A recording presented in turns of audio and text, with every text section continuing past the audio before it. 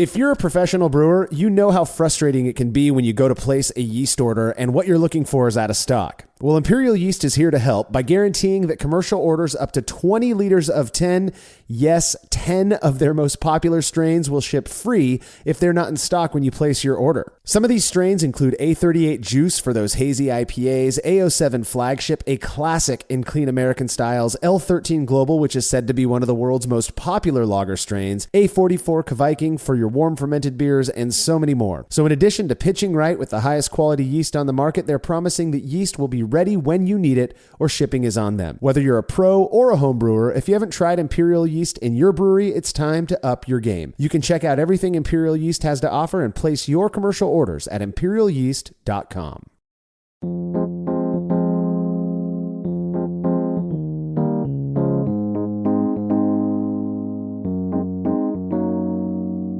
Originally referred to as milk or cream stout, Sweet Stout is a 19th century invention of English origin whose name allegedly came from the legend that brewers blended otherwise dry, bitter stout with milk in order to market it as a more nutritious type of beer. While this claim has been contested, what is known is that brewers at some point began using a rather unique ingredient to contribute a hint of sweetness to this otherwise roasty style of beer. You're listening to the Brewlosophy Podcast. I'm your host, Marshall Schott, and joining me on this episode to discuss the impact lactose, otherwise known as milk sugar, has when used in a sweet stout is contributor Andy Carter. You know, Marshall, the last time, I couldn't really even think of the last time I had a glass of milk, but I've definitely had a few milk stouts lately and recently. And so I looked at this a little while back, and it was curious because I don't brew a lot of milk stouts. I don't brew with lactose much at all. And so I wanted to see what the impact really was on adding it to stout. Yeah, well, I mean, we don't spend too much time talking about darker styles in general on this show, which is a shame because I genuinely love them, including Sweet Stout, which I've brewed a handful of times. Now, I know some people claim Sweet Stout doesn't necessarily need to be made with lactose and that certain brewing methods can be used to achieve the same effect that you get in a Sweet Stout, but I've personally never not used it, and my results have always been pretty positive. What impact is this ingredient having on our beer? That's exactly what we're going to be focusing on in this episode. All right, if you're a fan of this show and you'd like to receive a reward for your support, consider becoming a patron of Brewlosophy over at patreon.com/Brewlosophy. By making a small monthly pledge, you're going to receive rewards like access to unpublished contributor recipes, unique discounts at YakimaValleyHops.com, and an invite to a monthly live Q&A session with somebody in the brewing world. This month's guest is the apartment brewer, Steve Heprick, whose YouTube channel is chock full of killer videos where Steve covers everything from brewing on the smaller scale to various beer styles. If you don't know what I'm talking about, head over to YouTube and search for the apartment brewer to lose yourself in a few hours of great content. Steve is really doing a great job over there. This is going to be an awesome session. If you want to be a part of it, you have to make your pledge over at patreon.com/Brewlosophy by this Friday, August 26, 2022, as Steve is going to be taking questions Saturday, August 27th. All past sessions are available on our private Patreon and Facebook pages, so you can go back and watch them whenever you like. Learn more about becoming a patron over at patreon.com/Brewlosophy. This really is one of the avenues that allows us to keep doing what we're doing. So to all of our patrons out there who are listening, thank you, thank you, thank you. You are the reason we're able to do this. And if you wouldn't mind letting us know what you think about this show by leaving a rating and review in Apple Podcast or wherever it is you listen to podcasts, we really would appreciate that as well. Not only does it help those who haven't heard of us yet to more easily find the show, but it's nice to know what you all think about how we're doing. All right, feedback is brought to you by Clawhammer Supply, who in addition to having an incredible YouTube channel that's full of great brewing related content, sell what we believe to be some of the best electric brewing systems on the market. If you've been considering making the move from propane to electric, you owe it to yourself to check out Clawhammer Supply. Whether you're after a 120 volt 5-gallon unit or something bigger like their powerful 240 volt 10-gallon system, Clawhammer has got you covered. Learn more about everything they have to offer at clawhammersupply.com, and don't forget to check out their YouTube channel while you're at it.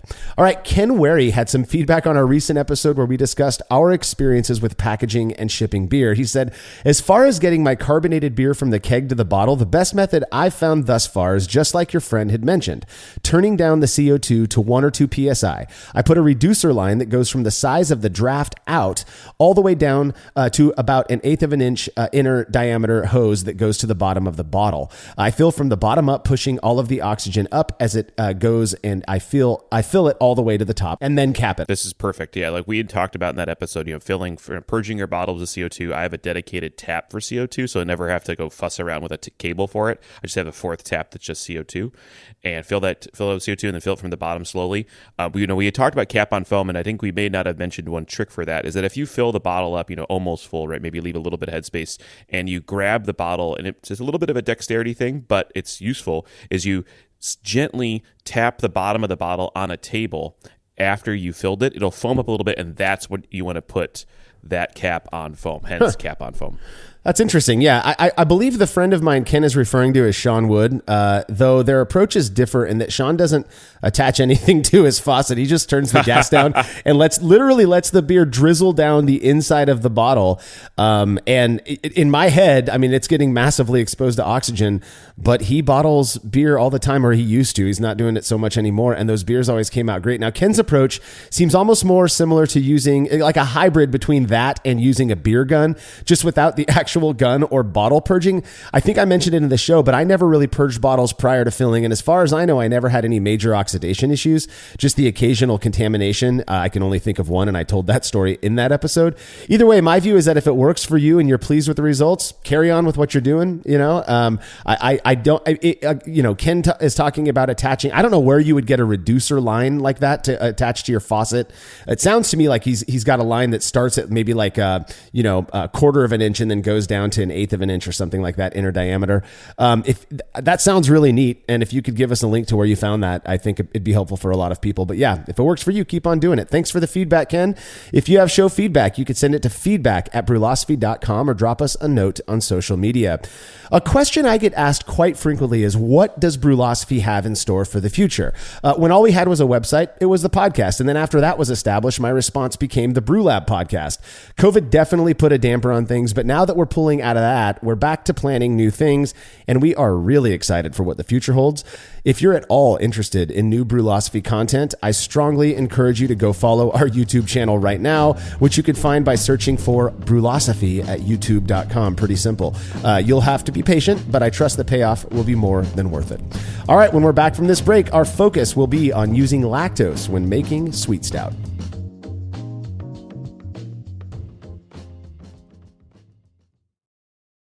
Craftmaster Growlers takes traveling with and sharing beer to a new level. Made from heavy-duty stainless steel, Craftmaster Growlers are double-wall insulated and can keep beer cold for up to 8 hours. Unlike typical growlers, Craftmaster Growlers come with a swiveling tap and fully integrated CO2 regulator cap, allowing beer to stay fresh for 2 weeks or more. The square design takes up less space and will fit in most refrigerator doors, and every Craftmaster Growler comes with a 1-year warranty. There are 64 and 128-ounce versions available over at craftmastergrowlers.com. After a long brew day, the last thing I want to do is waste more time chilling wort. I've tried so many different options, and ultimately I settled on the super efficient immersion chillers made by Jaded Brewing. With the King Cobra and Hydra, I'm able to chill my entire batch of wort from boiling to just a few degrees above groundwater temperature in as little as 6 minutes. If an immersion chiller is right for your brewery, then do yourself a favor and check out all of the rad options Jaded Brewing has to offer at jadedbrewing.com. And be sure to let them know Brulosophy sent you. Family-owned Atlantic Brew Supply is the largest homebrew shop in the Southeast. No gimmicks, no multinational corporate overlords, and no BS. They offer exclusive malts, yeast, and more from local artisans, as well as award-winning recipe kits. They also sell professional brewing gear and cask equipment from sister companies ABS Commercial and Cask Supply. Most ingredients are available by the ounce, plus Atlantic Brew Supply has an on-site calculator to help you craft your best brew. Orders are processed same day, and 2-day shipping is guaranteed for East Coast customers. Get 15% off your first order using promo code BREWPOD. That's BRUPOD at AtlanticBrewSupply.com. Looking for a fun way to win up to 25 times your money this basketball season? Test your skills on Prize Picks, the most exciting way to play daily fantasy sports. Just select 2 or more players, pick more or less on their projected stats, and place your entry. You could turn $10 into $250. Right now, Prize Picks will match your first deposit up to $100. Just visit prizepicks.com/fan and use code FAN. That's code FAN at prizepicks.com/fan. Must be present in certain states. Visit prizepicks.com for restrictions and details.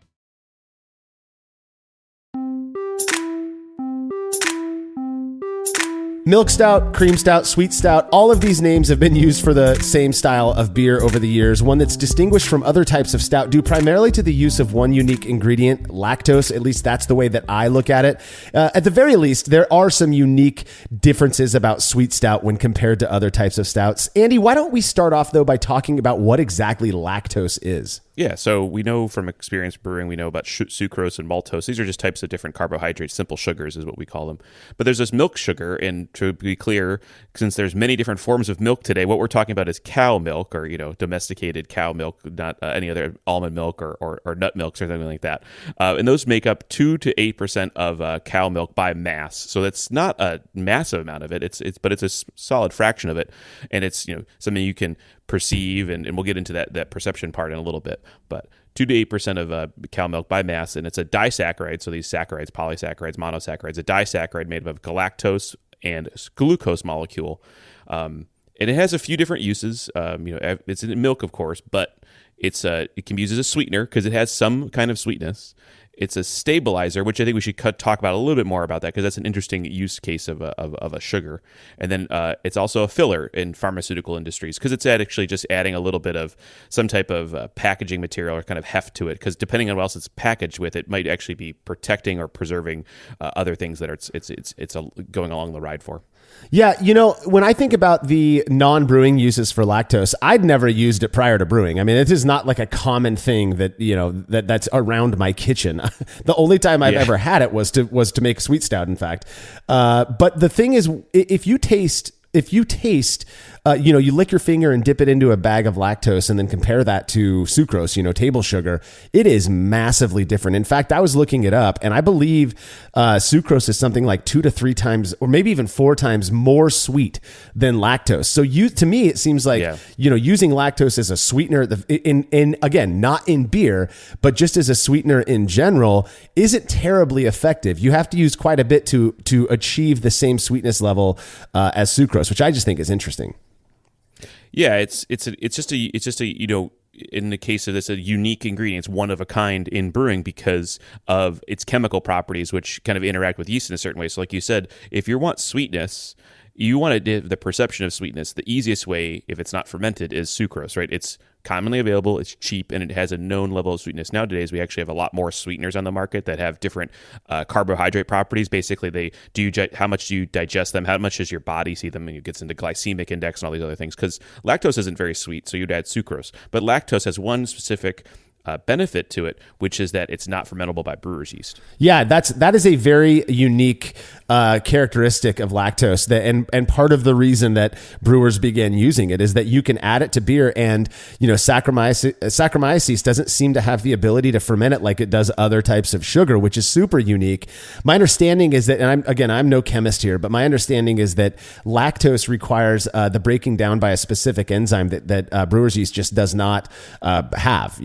It won't metabolize lactose. And so, ostensibly when you add lactose to a beer, the idea is that it's going to stick around. And if it sticks around, then any sweetness, that you would expect from lactose, at least, even though it's not as sweet as sucrose, that sweetness will remain. And it will also contribute to other, characteristics of the beer, not just that sweet flavor.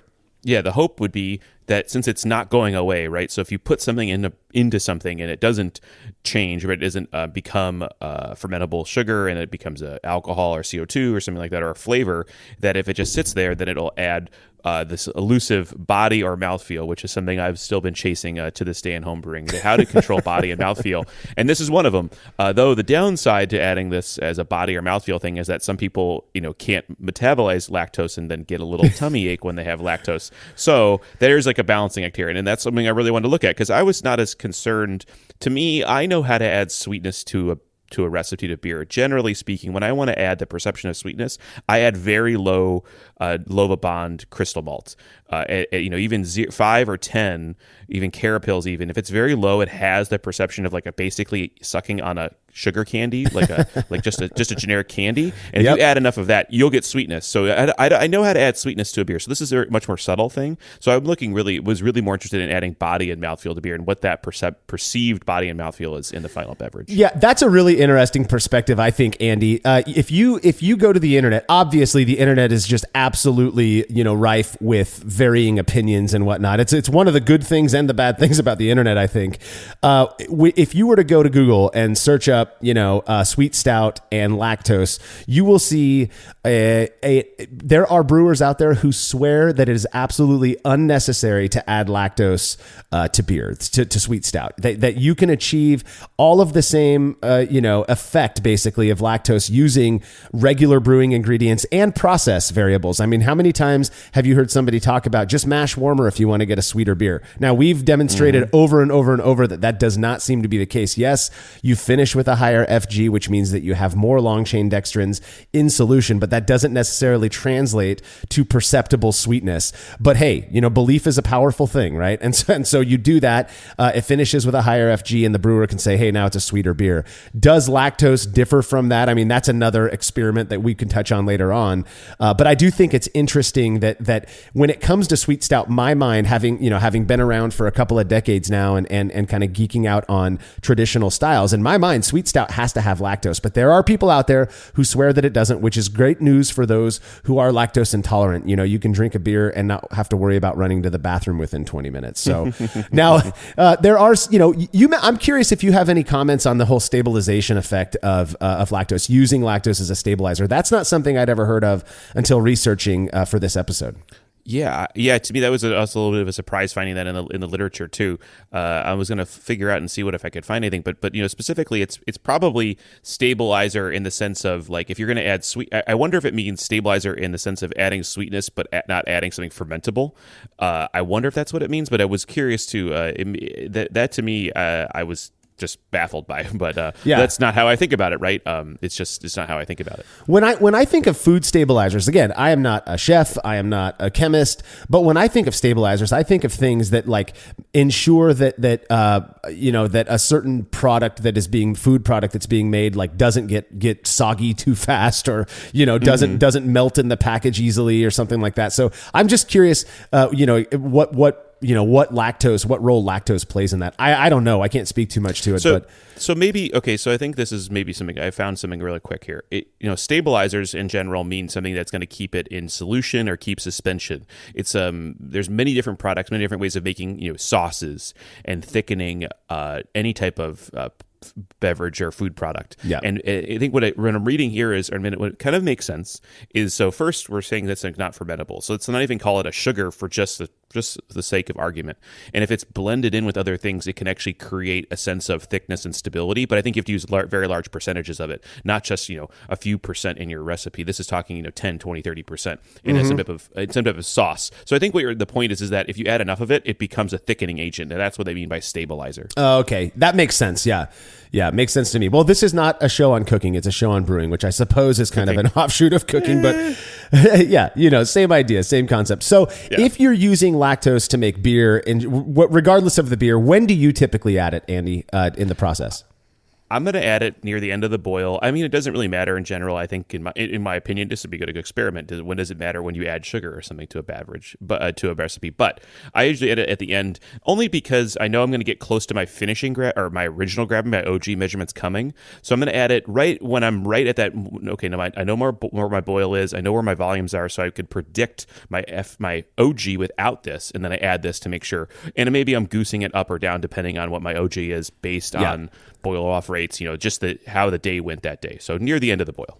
So that's been my approach as well. I'll add it in the last 5 minutes of the boil. And there's an argument to be made for sugar potentially, having some contaminant in it that can ruin your beer. So if you add it in that last 5 minutes of the boil, there's a good chance that you are killing off, any microbes that could potentially spoil your beer. So that's the way I've done it. But I know people, you can add it at any point. I think it's probably smartest to add it during the boil, just to kind of play it safe in terms of the whole contamination risk. But there are people who add it right at the beginning of the boil. In fact, I think that's what you did in the experiment we'll be talking about. Yeah. And that works just fine as well. It's just like you said, my preference when adding lactose is to get a gauge of what my original gravity would be without it, so that I know how much difference there is when adding it. Now, again, speaking of gravity, lactose is said to have to be 46 ppg, or at 46 points per pound per gallon, meaning if you add about 1 pound of lactose to, or which is roughly half a kilogram of lactose to a 5-gallon batch or a 19-liter batch of beer, it should increase the SG by approximately 9 points. So, if you made a 5-gallon or 19-liter batch of beer that finishes at, at the end of the boil or those last few minutes of the boil, it's somewhere around 10, 11, SG. Adding a pound of lactose to that is going to bring it up closer to about 10, 20 FG, after fermentation, or could bring it up to 1020 OG, I should say. And then after fermentation, that sweetness, again, ostensibly should still be there. So it will finish, because that lactose isn't going to get fermented out, it's going to finish with a higher FG as well. So if you're comparing two batches, one with and without lactose, who would do something like that, right? If you're doing that, what you should see is an equal difference, an equal delta in OG and FG. Again, theoretically speaking, because that lactose isn't fermenting. It's one of the reasons a lot of people prefer to use that as opposed to other types of sugar, which can add sweetness, but also will have some level of fermentability and contribute more alcohol and all that comes with fermenting sugar. So what styles do you like to use lactose in besides Sweet Stout? We're going to talk about Sweet Stout here in a second, but are there other styles that you are aware of where lactose is commonly used? In this day and age, I know that this is going to be a long answer, yeah? Yeah, I mean, one of them is a milkshake IPA. Sorry, I've been feeling under the weather. Milkshake IPA is a common one where lactose is used. Honestly, in this case, I think lactose is really being supplanted by the vanilla they're adding in milkshake IPA. Yeah. Your perceived sweetness is coming from there, and the milk part is just secondary, literally secondary to this argument. Dessert beers, sure, you can add a lot of lactose. I think I've had maybe one or two where they went really overboard on the lactose to really make it to have that perceived sweetness, but we're never into a semantic debate about is it beer anymore, in my opinion. I've never seen it in cream ale, though cream ale has that moniker. Cream ale, I think really the moniker cream ale comes from just the perception of of creaminess in that style of beer, because there's a very low bitterness and a lot of rich, sweeter malt profile to it, and lack of hopping. Well, and to comment on cream ale, I have had a couple of cream ales where people told me after the fact, after I'm drinking it, that they use lactose in it. One of them was made with lactose and vanilla. Obviously, they're trying to make cream soda ale, is what I refer to that as. Sure. Right? It's got that vanilla-y sweet kind of thing. The thing is, the cream ale, a buddy of mine made a cream ale a few years ago and added a pound of lactose in it, right? So it finished, with a specific gravity higher than, 1009 or whatever you might normally expect from a cream ale. I didn't taste sweetness in it. He used a decent amount of lactose, 1 pound, and it did not taste sweet to me. It tasted like a cream ale that had a little bit more body to it. And so to me, that was one of those experiences where I was like, well, shoot, if you're going to taste an ingredient, cream ale is one of those styles that's pretty perfect for displaying it. And I didn't pick up much sweetness. Maybe that's just my palate, but obviously the most notable style I think that lactose is known to be used in is Sweet Stout. Let's spend a little bit of time talking about this style without going down too many rabbit holes. I know there's a lot of, if you go read Shut Up About Barclay Perkins, Ron Pattinson's blog, there's all kinds of great historical information on most traditional styles of beer. He's got some great write-ups about Sweet Stout. We're not going to get too much into the politics of Sweet Stout here. We're just going to talk about some of the more basic stuff. Now, I understand that people were blending milk with stout in the late 19th century under the belief that it increased the nutritional value of beer. This is like when, doctors would recommend smoking Camel cigarettes because they were healthier than Marlboro or whatever. Yeah, exactly. But that's to me what this feels like. Oh, if you take this thing that we know everybody loves and gets you a little bit buzzed, add some milk to it because obviously that's healthy. And now it's a healthy beverage that, it's got high nutritional value. Obviously, we know, this day and age, that's not necessarily true. But in the early 1900s, John Henry Johnson patented the idea of using lactose instead of milk. And brewers began doing just that and then marketing their beer to people with poor health, which I think is kind of an interesting marketing plan there.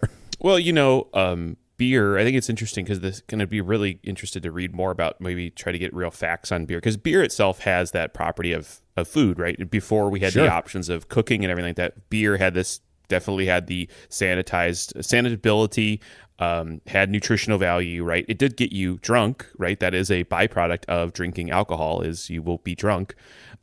As a human that metabolizes alcohol correctly, right? That is going to be an end point. But, those basically saying the benefits outweigh the risks, right? And so looking at sugars and I mean, when we think about it, right, what we call healthcare or eating or diet is only hundreds of years old. Understanding that we're still trying to figure that out, right? We're still trying to figure out that today for everyone, right? Everyone has a little bit different metabolic rates and what they can eat and not eat, what they should eat and not. And so back then it was like, hey, this sugar is in cow's milk. It seems to be healthy. Why wouldn't we put it in beer and just see what happens? So a little bit of marketing, but honestly, I think every time someone talks about the marketing elements, there's a nugget of truth, especially back then when they were just trying to do whatever they could with the little data they had. So I mean, they had so little data back then, and so kudos to them for trying to make beer healthy and selling it to the masses like that. I do have an idea though, Andy. I think you should do a Brew It Yourself, which is our series where we just brew an interesting beer and talk about our opinions on it on the website. A Brew It Yourself where it's a sweet stout, but then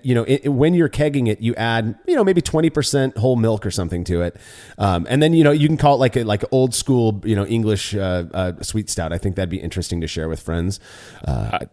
Gross. We'll right? see what we'll see if they ever take a beer from me again after that one. That's good. I can't imagine. To me, I would think that it would like break the milk up, curds and whey and whatever. But modern milk is highly homogenized and processed. I don't think it would matter. I think honestly, it would just go right in. It's just going to be. I mean, because you think about it, it's added to coffee. It's added to milk.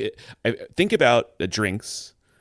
But then think about what's added to drinks. The number one thing that's added to any drink is milk. It's very commonly used, yeah. I mean, or like cream used, right? Some form of cow's milk. Some type of dairy product, exactly, right? Yeah. So, well, obviously, modern sweet stout is not marketed as a nutritious tonic anymore. In fact, it's arguably one of the least nutritious, and because of the fact that it's so high in sugar, because of the lactose. Similar to other types of stout, it is similar to other types of stout in many ways. It's just supposed to be, I should say, sweeter with more body due to the use of lactose. Now, again, just to reiterate, there are some brewers out there who are adamant against using lactose in sweet stout, that you don't need to do it. You can, but it's not necessary. You can just use more crystal malt or mash warmer or whatever it is. So overall, when you're thinking of a sweet stout, you would expect it to be creamy with a sweet aroma, coffee and chocolate flavor, and low to medium fruity esters, and a nice viscous body that's not motor oil, but still a little bit more, maybe medium to medium high body, because of that use of this sugar that doesn't get fermented out. And I think it's pretty interesting. If you're using lactose, please make sure. We're not trying to be SJ Dubs over here, but if you are using lactose, you gotta let your friends know that there's lactose in that beer. Otherwise, they may be using up all your TP. So just be careful with that. Some folks do have a deficiency of the lactase enzyme, which breaks down lactose and will result in the inability to digest it, which leads to stomach pain, bloating, gas, diarrhea, all that fun stuff.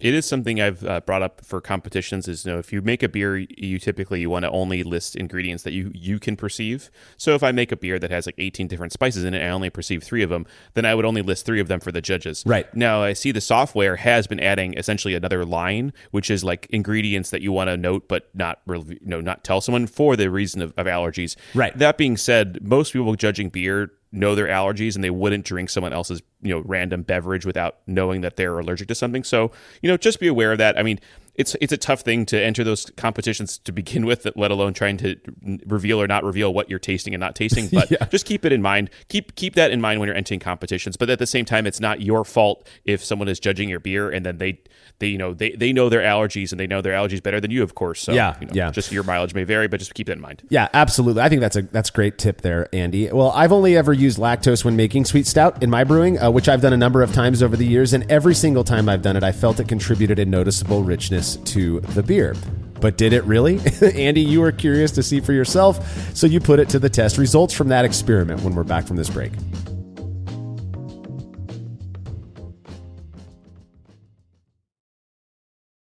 As every brewer knows, the best beer requires the best hops, which Yakima Valley Hops provides fresh from the source to brewers around the world, carrying everything from classics like Cascade to modern favorites like Galaxy and Mosaic, as well as other ingredients and gear. Yakima Valley Hops has it all. And don't forget to check out their new podcast, The Late Edition, where the YVH crew goes into depth on our favorite plant with industry experts. Head over to YakimaValleyHops.com now to see all they have to offer and subscribe to The Late Edition wherever it is you listen to podcasts.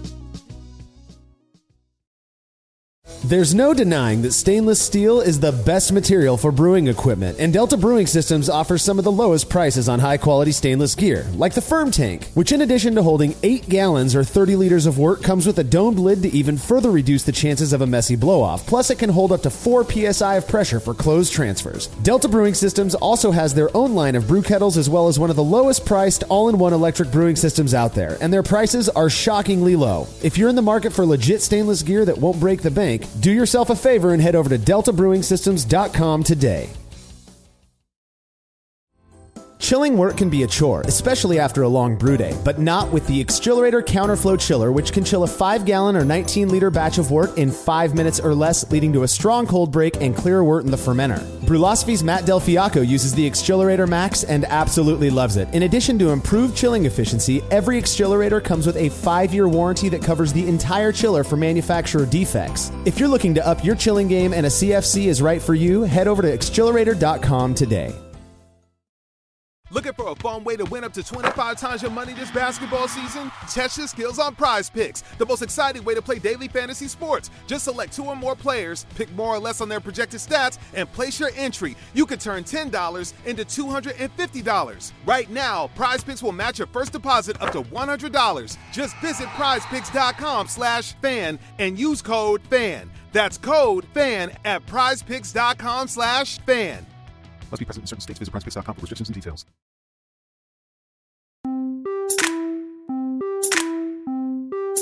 While I understand lactose isn't necessary in Sweet Stout, I've used it every single time I've made this style and thought it had a perceptible impact, but perhaps that was just my bias.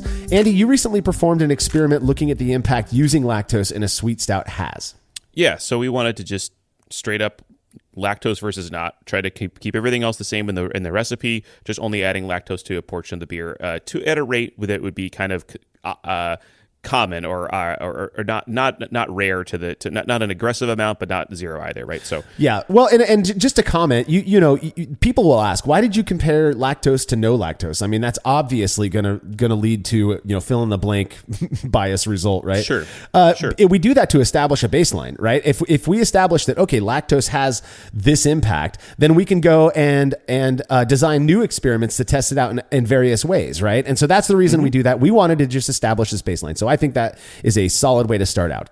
Yep. So 2 5-gallon batches of Sweet Stout were brewed on Brewzilla electric all-in-one systems. These are stainless steel brew in a bag systems, basically. 78% Golden Promise, 13% C60, 9% roasted barley. One batch received 11.25 ounces or 319 grams of lactose, where the other did not. So in that, just to clarify, the percentages that you just read don't include the lactose. If you are Correct. designing, if you're designing a recipe in Brewfather or whatever, and you add the lactose, that is going to dig into that percentage as well. So those percentages, for those who might want to retry, brewing this beer or whatever, those percentages are just the grains, and then you can add whatever lactose. Now, you used 11.25 ounces, 319 grams, which is, let's call that about 3/4 of a pound as opposed to a full pound. Yeah. When I see Sweet Stout recipes, I'm generally seeing between 0.5 and 1 pound.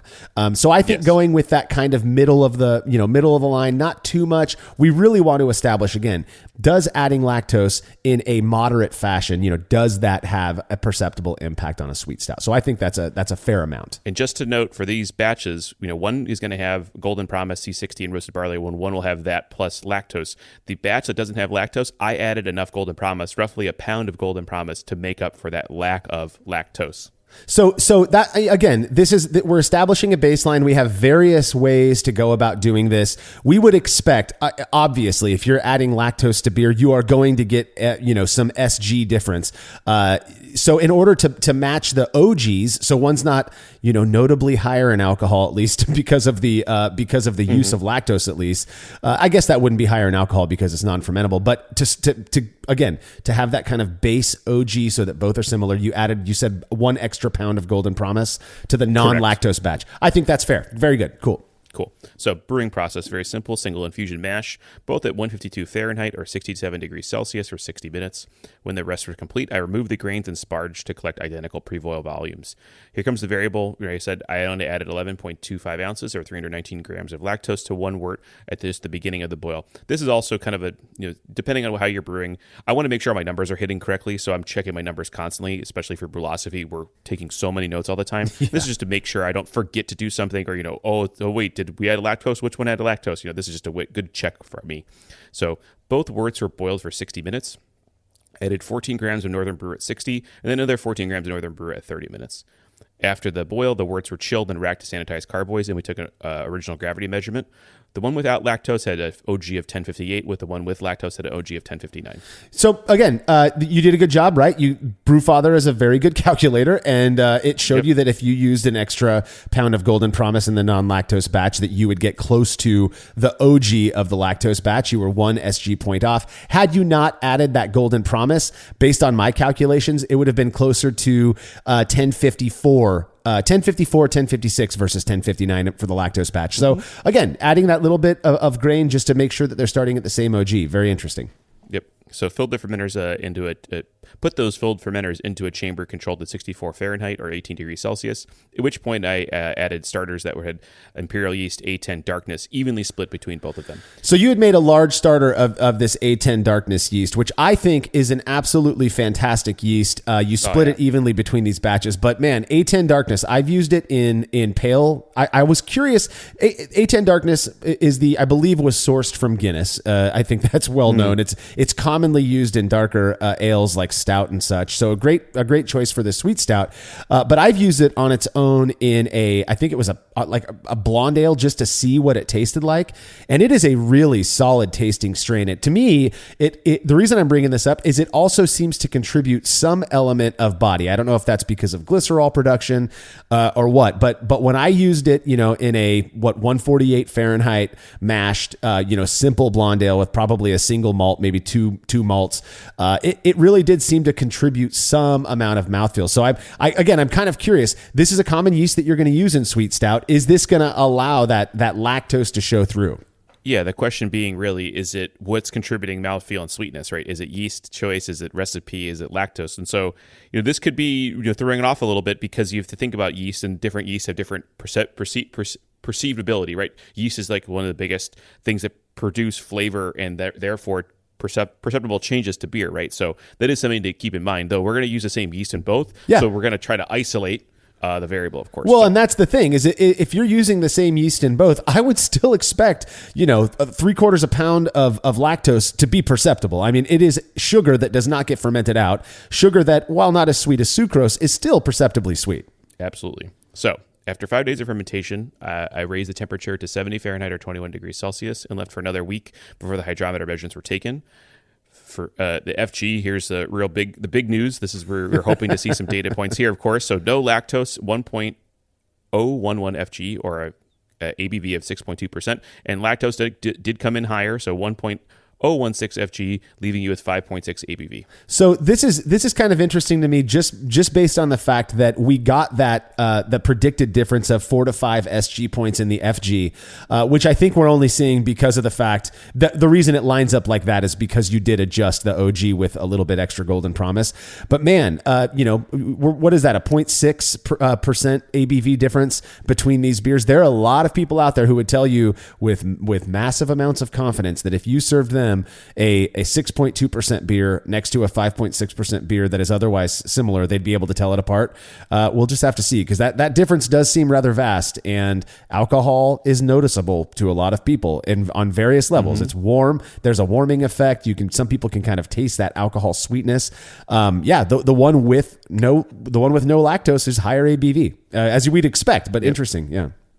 Yep. So pressure transfer to each beer to CO2 purge kegs, and they were placed in a keezer when they were allowed to condition for 3 weeks before they were ready for evaluation. So objective observations. Appearance, I mean, to me, I could see no difference. Maybe some slight differences as I poured the head sometimes. That's very, very subtle, especially how you pour it too. If you pour very slow and leaving it flat, versus pouring it hard and stuff like that. So, and, other things get factored in, like glassware and things like that. But maybe there was a slight difference in the head, but no difference in the, color or body, anything like that. And then, well, so, I'm looking at the pictures right now. I didn't get to see these beers in real life, and they look identical to me. Obviously, I didn't pour them, and I wasn't able to watch the foam, over time or anything like that. But you mentioned maybe there being some noticeable differences in the foam quality or head retention. I didn't really consider that when thinking about using lactose, but it makes sense to me if you've got a more viscous beer, that the foam quality could potentially be impacted by that factor alone. What might we expect from a lactose beer versus a non-lactose beer in terms of something as simple as foam? I'm kind of two minds. Like, one is like, is it stabilizing? Is it helping like retain head retention? Is it going to be more, or is it breaking head retention? Because Charlie Bamforth, the Pope of foam, the professor, now he works at Sierra Nevada, right? He's spent so much of his life on these little things like foam, carbonation, all these things. And it's interesting because you read these papers, and it's not to bag on him too hard, but I will say these papers, they don't say which ingredient they use. They don't say which maltster they use, right? They say maltster A, B, C, D, but there's clearly these impacts that malt has on head retention. It's a large percentage of the beer, but these are specialty malts too, which are only in the 3, 4, 5% of a beer. I have to believe that adding this much lactose is changing how the foam or how the pouring or something with the viscosity. So, I think it can go either way. I think it's just a noted difference. Again, subtle, but just something to think about. I would say if anything, it's going to improve head retention, but I mean, I'm ready to be proven wrong on that. Well, that was where my assumption was going as well, is that I would think that it, everything else identical, you pour a beer with 12 ounces of lactose in it versus one that has no lactose in it, that just the sheer viscosity of that beer, perhaps more proteins, and I don't know, that foam would stick around longer. Maybe that's what I'm thinking, is the word sticky is associated with sugar, and I often use the word sticky with foam as well. But that's what I would expect. It sounds to me though like for these two beers, you didn't notice a huge difference, but perhaps maybe just a little bit of better foam quality in the lactose beer. Just very subtle. I mean, again, these are things that when you're staring at this all day, you're looking for any differences, and so they're very subtle things like that. Yeah, so cool. I did personal triangle tests out of 5 tests myself. So we have glasses ourselves and we're semi-blind to the variable. Of course, we brewed it, so we know the variable. I only got the right one once. So clearly your palate is awful. I am the worst taster ever. I should stop brewing immediately. Okay, I'm gonna, because this was a shocking result to me. There aren't many. We've been doing this for so long at this point that I don't get terribly surprised too often. I'll kind of do that was interesting. I expected something different. I absolutely expected you to be able to tell these beers apart. Was there at any point when you were, prior to collecting data from blind participants, was there a point at all where you were sampling these beers side by side? You know exactly everything that went into making them, but you're sampling them, and did you ever think that you could taste a difference or smell a difference or feel a difference in your mouth? Never. It was all in my head. It was all very subjective. Never could tell a difference. So despite being the person who brewed these beers I have to imagine, and correct me if I'm wrong, that you went into this thinking that lactose, has a perceptible impact when used at the rates that you used it. As that person, you still didn't fool yourself into thinking that these beers were different. I could not fool myself at all. It was These beers for me were the same. That's just crazy to me. And a part of the thing that contributes to to that being so crazy in my mind is that one beer was also made with a pound more of Golden Promise, and even that didn't seem to have a perceptible impact. I mean, you start to kind of piece all of this together, it really is quite fascinating. And I understand that there are people out there who are saying there's no way. Yeah, he does suck at tasting or yada yada, and that is why we collect data from blind participants. Exactly. No, there's so many variables going on. I didn't even think about the fact that one beer has more just grain. So what does that mean? But it is interesting, and that's why we do the test. But my palate isn't enough. We need truly people blind to the variable. So we had 20 people. This is getting out of COVID. I was able to wrangle the right number of people. So we got to 20 participants. Expected we would need 10 to be significant in this case, and actually we got 7. So 7 people, not significant at all. In fact, if we say this every episode, if you're serving 3 identical beers to people and telling them to pick one that's different, even though none are different, the expectation is that about a third of those people will pick each one of those cups. 7 out of 20 is 35%, right about 1/3. And that really does seem to suggest that whatever difference was in these beers wasn't strong enough to be reliably perceived and noted by tasters who didn't know what went into making these beers. Does that mean that lactose has no impact? That is not what that means. We don't want anybody to misinterpret us. What we can say from that, though, is that in this experiment, a Sweet Stout made, with the grain bill and the hop schedule that you used, Andy, with about 12 ounces or 11.25 ounces, 319 or so grams of lactose, did not seem to have much of an impact. The bigger part of that to me that is just fascinating, outside of the fact that one also had more grains, is that there was a 0.6% ABV difference between these beers, and not even that made the beers perceptible, reliably distinguishable by blind tasters. Just fascinating to me. Yeah, it's amazing. I mean, this is really that doesn't call into question the use of the ingredient, right? Because, hey, it's a certain style, the grains I use, the yeast I use, all these things could be changing things, right? If I used a different yeast, maybe it would be more revealing. Maybe if I used more lactose, right? It isn't to say I shouldn't use 1 or 2 pounds, especially if that's what you're going for, right? In these experiments, it's never about the how do I say this? It's never about the recipe itself. It's the intentionality of the recipe. The intentionality of this recipe is to make something that's middle of the road Sweet Stout. Yep. Maybe I use my own choices, right? What you can then go do and say is, look, this didn't make sense for them. You could use this data point and say, look, I'm going to brew a beer. I want this perceived lactose sweetness. But then try 2 pounds, see what happens, right? Then you try your own experiment. You either do the experiment yourself, which we may do. We may go back and say, all right, let's go to 2 pounds and see what happens. Or you say, I'm going to use this as a stepping stone. I'm not going to do the experiment, but I'm going to use this data point to go to 2 pounds and not even run a blind triangle or anything like that. So that is the kind of mileage you get out of running these experiments, just because that's what we can do. That's the flexibility of this hobby. You can just go and do whatever you want. So yeah, and again, we're not trying to solve cancer or cure hunger. This is beer. We're allowed to play around and make light claims of belief. And I mean, everybody does it. And I think this is an interesting finding. Will I use lactose in future Sweet Stout?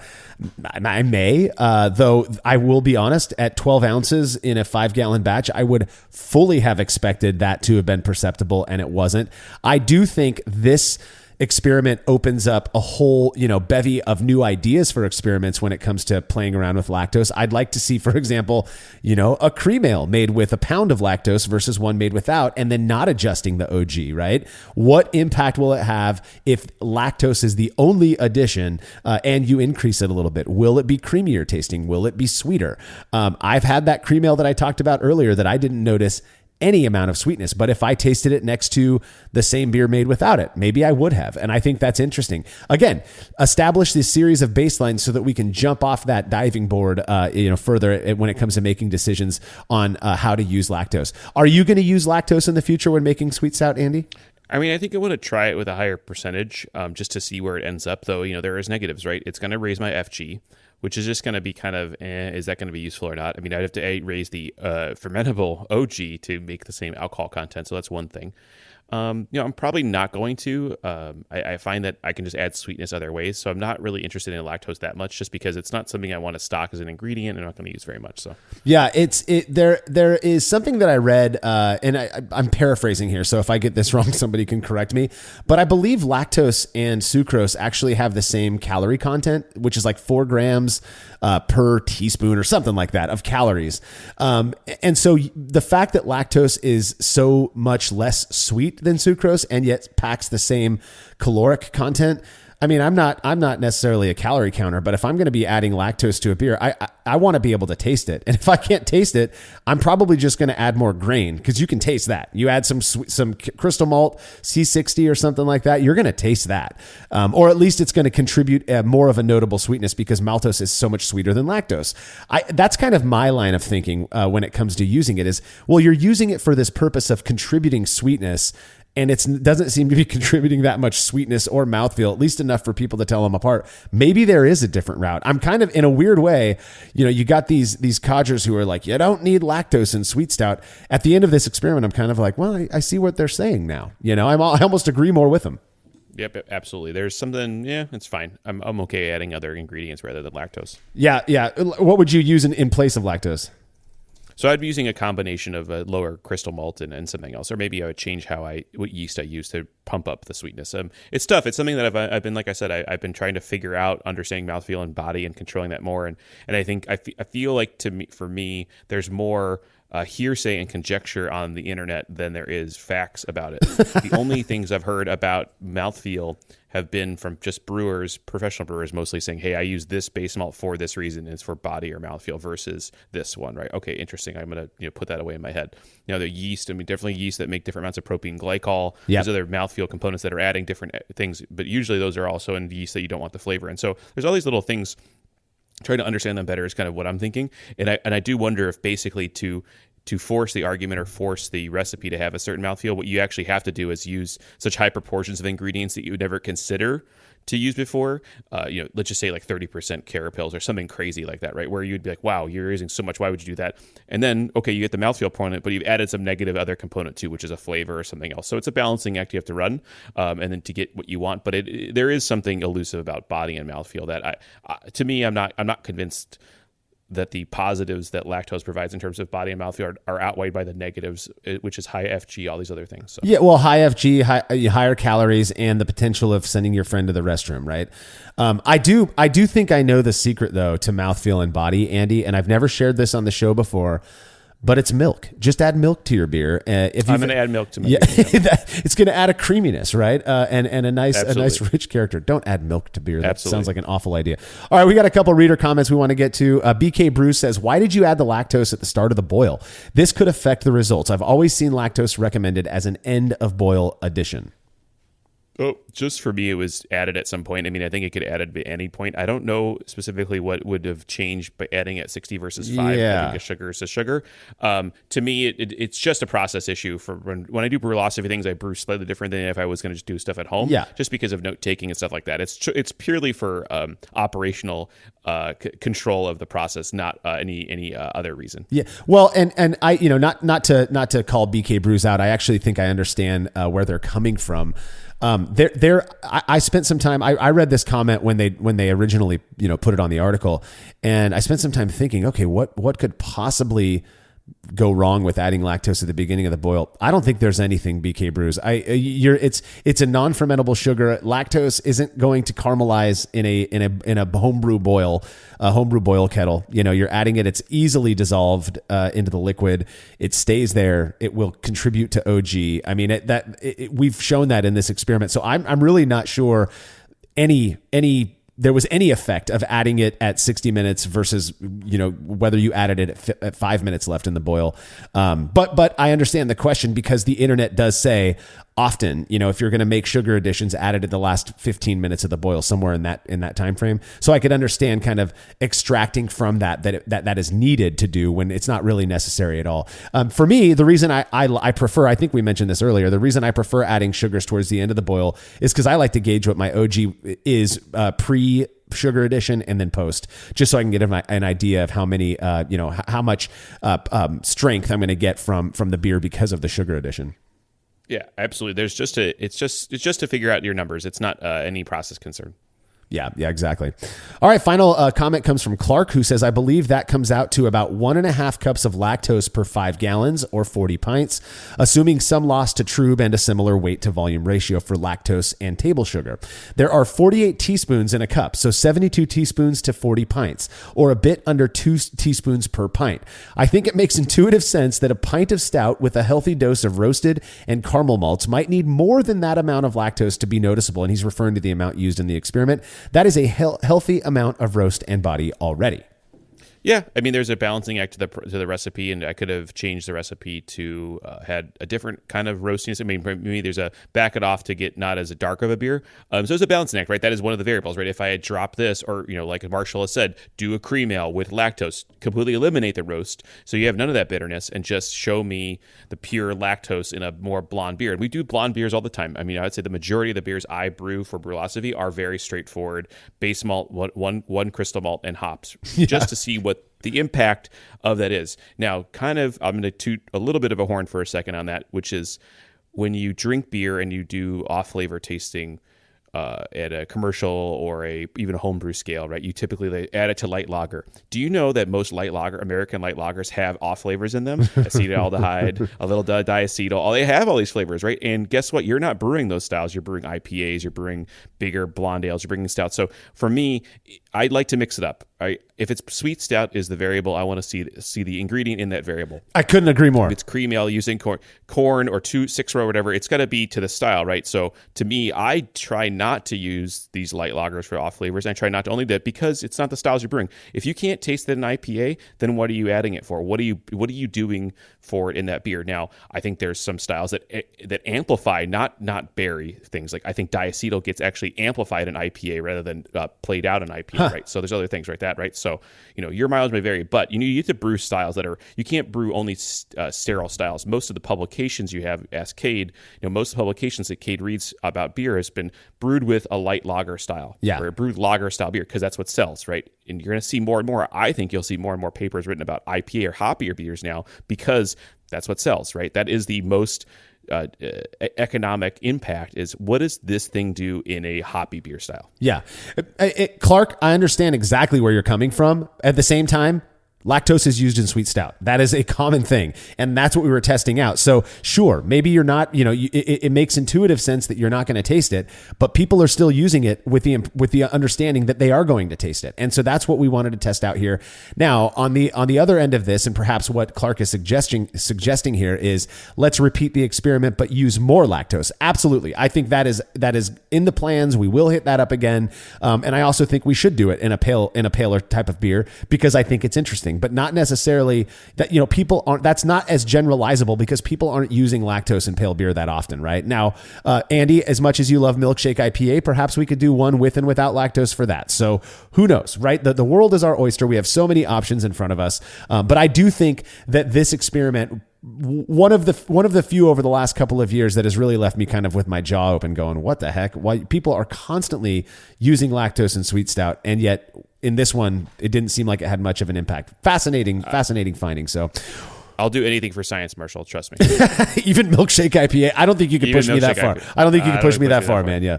Well, that is all that we've got on using lactose in sweet stout. Do you have any last words before we put a bow on this one, Andy? No, I think you can try it out. I think I would say I was a little low. I think you could go higher and see where your mileage goes, or think about other ways to get the end result you want. Yeah, absolutely. And that is that, again, just to reiterate, we do have plans to do further experiments with lactose where we're using more. But in this one, again, fascinating result. Well, don't forget to subscribe to the Brew Lab podcast, where host Cade Job takes you into the lab with real brewing scientists to discuss the fascinating research they've done on our favorite beverage. And as always, you can read more about the experiment we discussed by clicking the link to the article on brewlosophy.com in the description of this episode. The Brewlosophy podcast is made possible by the generous support of our sponsors, as well as all of our rad listeners. We seriously could not do this without you. Cheers to everyone who has subscribed and left a review of our show. It makes a huge difference. If you haven't yet, please consider doing so. Head over to brewlosophy.com/support to view a list of ways you can easily help us to continue producing this podcast. If you want a reward for your support, visit patreon.com/brewlosophy. Thanks again for listening. We'll be back next week with another episode of the Brewlosophy podcast. Until then, think beer. Start off the morning with some hot tea, lemon and honey, cause it suits my bro. Put some herb in the bowl, yeah, it's homegrown. Ain't gotta go through the middleman no more. Life is good, the likelihood of me. Looking for a fun way to win up to 25 times your money this basketball season? Test your skills on Prize Picks, the most exciting way to play daily fantasy sports. Just select 2 or more players, pick more or less on their projected stats, and place your entry. You can turn $10 into $250. Right now, Prize Picks will match your first deposit up to $100. Just visit prizepicks.com/fan and use code FAN. That's code FAN at prizepicks.com/fan. Must be present in certain states. Visit prizepicks.com for restrictions and details.